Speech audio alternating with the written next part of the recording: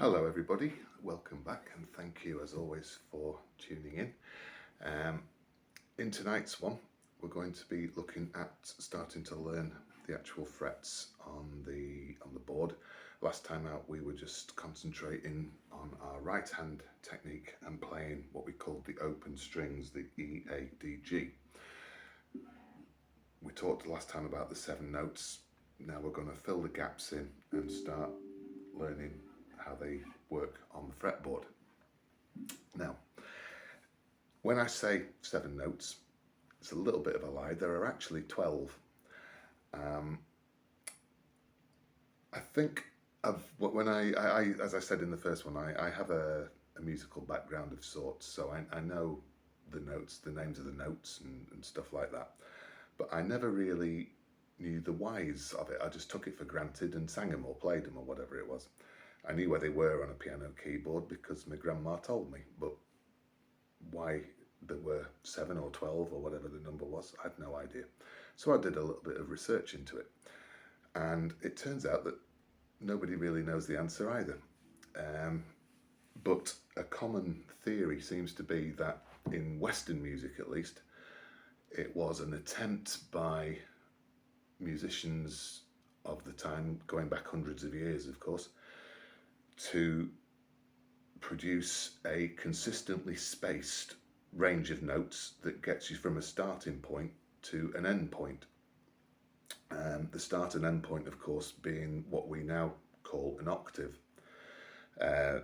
Say the low A, then through the 7 other notes, and the 8th note is the higher A. We've played an octave. And they have come up with a series of 12 notes that spaces that trip from the low A to the high A, or any other note of course as well. And I think the best way to describe it and to demonstrate it is to look at a piano keyboard. All the instruments that are around today, whatever they are, they all use the same notes, but some of them are quite hard to interpret, like a brass or woodwind instrument, for example, that have got those keys. Quite hard to tell what they're playing. But as far as the piano goes, we're all familiar with the appearance of a piano. The white keys, the black keys above it, and we know that they all equal a note each. We mightn't know what the note is at this stage, but we know that they're all there. So what I did was bringing in one of my high-tech visual aids. What I would say is a really good idea is get yourself a copy or share a screen, whatever, but get yourself an image of a piano keyboard. Or even better, if you own one or know somebody that has one, go and have a plonk on it and actually hear the note if you can. And this will go some way to explaining the mysteries of how the notes happen. So I'm going to assume that you've now paused the thing and got your copy of the keyboard in front of you. So let's start. The low notes are to the left of the keyboard, and as it works up to the right, the notes get higher. So on the image that you've got, find the first A note on the white keys, and you can see there you've got A, B, C, D, E, F, G. 7 notes, and then it starts again at a new A, which is an octave higher, as we were saying before. And here's an A on the guitar, and here's a B. And we can think of that as one full tone, one note, one step up from A to B. Now, there is, in between those, on your piano keyboard, there is a black key, as there is with others as well. And what those black keys do is they put in what we can call a half tone. It's exactly halfway between an A and a B. So there's A,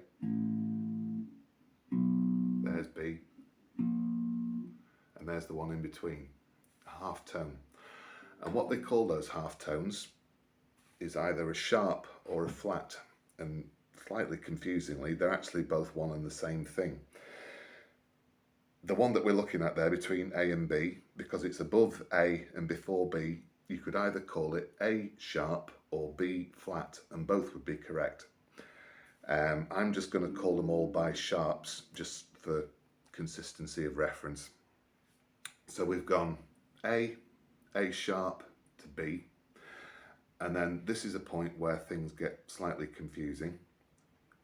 You can see in your diagram there that there is no black key between B and C, and that is because the progression from the B note to the C note is only half a tone. Then things go back to normal, and we've got C, then C sharp, D, D sharp, then E, and then we have another half tone progression on the white keys from E to F. Then things finish off back to A as normal. We've got F, F sharp, G, G sharp, and then we're back at A again.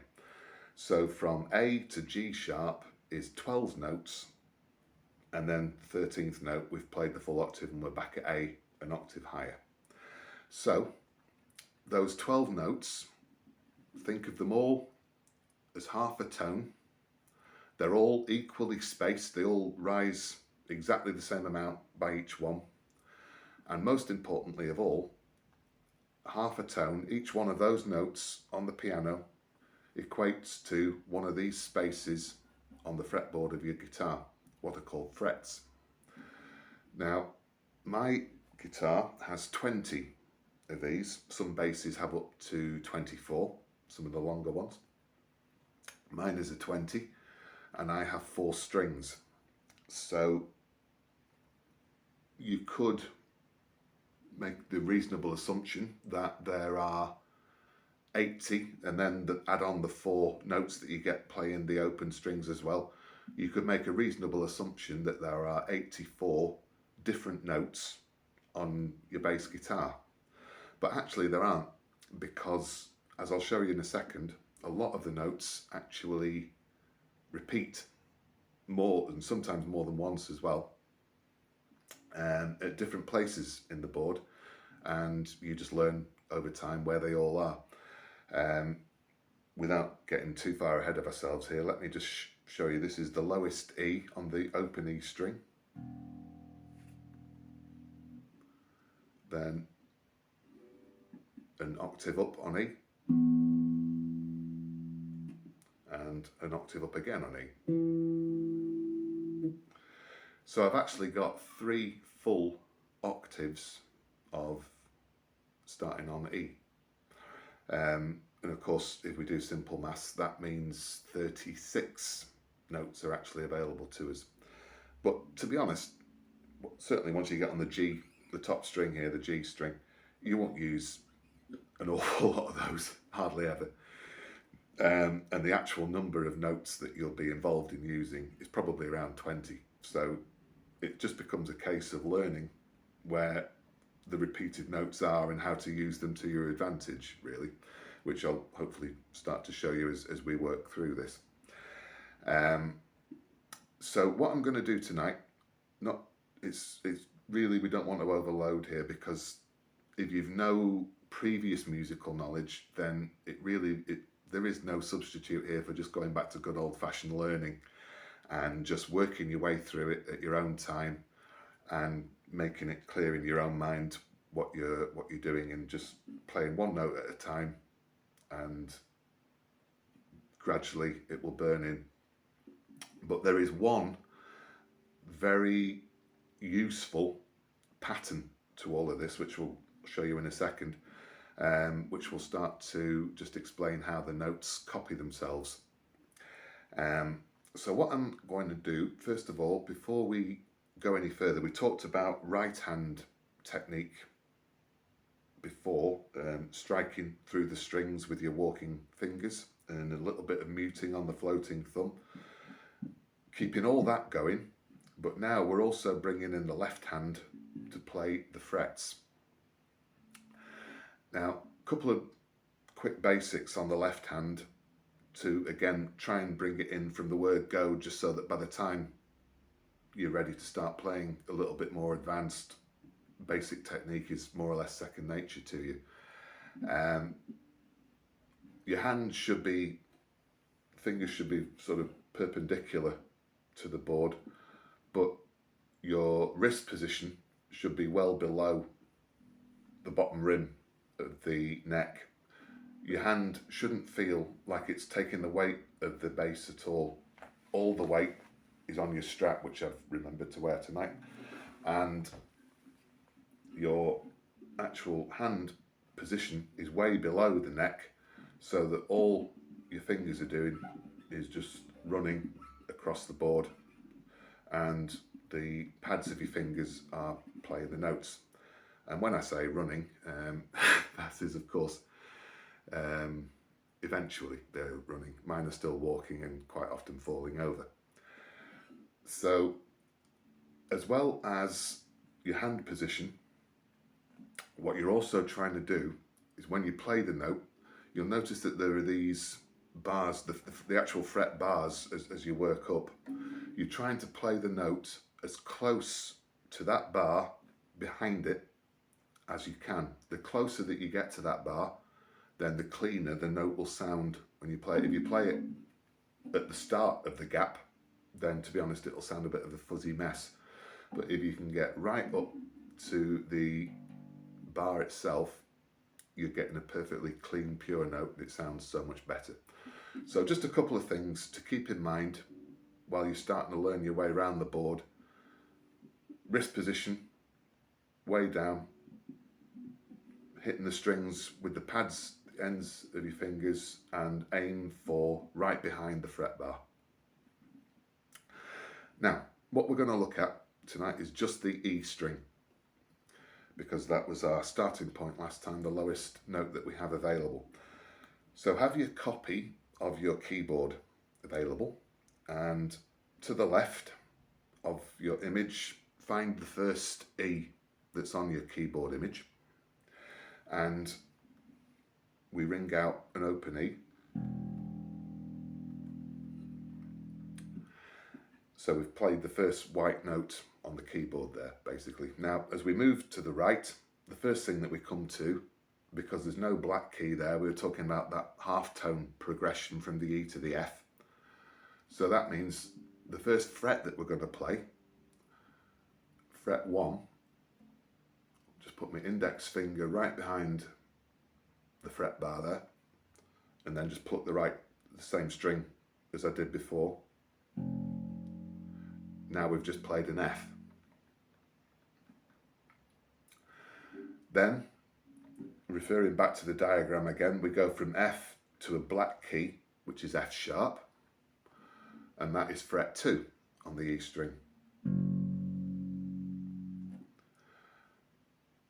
Then back down to the white keys, which is G, and that's fret 3. Fret 4, we've gone back up to the black keys again, that's G sharp. And finally, we come to the letter A on fret 5. And although we're only halfway up the scale at that point, because we were going to go from E to E, we've actually reached a very interesting point. Because, if you remember back to last time, when we were playing the open strings, we played E, A, D, G. So the second string was an A. And what you've just played on fret 5 of your E string is also an A. And it's exactly the same note. It sounds marginally different because the strings are a different thickness, but actually in tonal value it's exactly, pitch level, sorry, it's exactly the same note. So it's just a choice as to whether you want to play fret 5 on the first string or the open string of the second one, and you get the same note. And that's the first example, and there are many more, of how the strings start to repeat themselves and that pattern emerges. And without, I'm not going to get deeply into it tonight, but without getting too far on it, take that's straight on through the rest of the keyboard there. We're on A, we go to A sharp, B, C, because remember that there's only that half tone progression from B to C, C sharp, and D. And of course, once you get to D, the string above it, open string, is also D. So that works for all 5 strings. So there's my 5th fret there, 20 frets, and I'm going from a low E to a top C. It's about an octave and 2/3 of a second octave as well, or 3/4 even is probably better. So there is an enormous range of notes in just those first 5 frets, and I wouldn't even contemplate at the moment going beyond those first 5. Just start to play around there and learn your E to G sharp and A on the first one, then pick up the A to D on the second, D to G on the third, and then G to a C on the fourth one.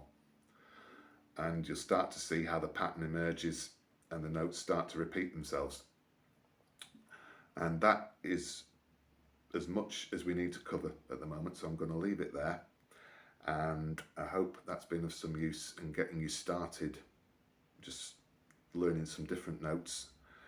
I do appreciate it's a lot to take in, but take your time with it and it will start to become ingrained in you, the pattern of the repeating notes around the board. And then next time, as well as just expanding on the higher strings, I'll also move it up a few more frets and we'll look at what happens up from 5 to 10 and up to number 12 and cover those. And I also want to talk about tablature, because quite soon we're going to play our first song, and that might alarm some people, but I personally believe that it's a great idea and you'll feel so much better in yourself if you can actually play even part of a song as soon as possible. And I'll show you the way that we can do that. But all that is for the next 2 or 3 videos. So all I'll say for now is, as always, thank you very much for watching and stay safe everyone, and bye for now.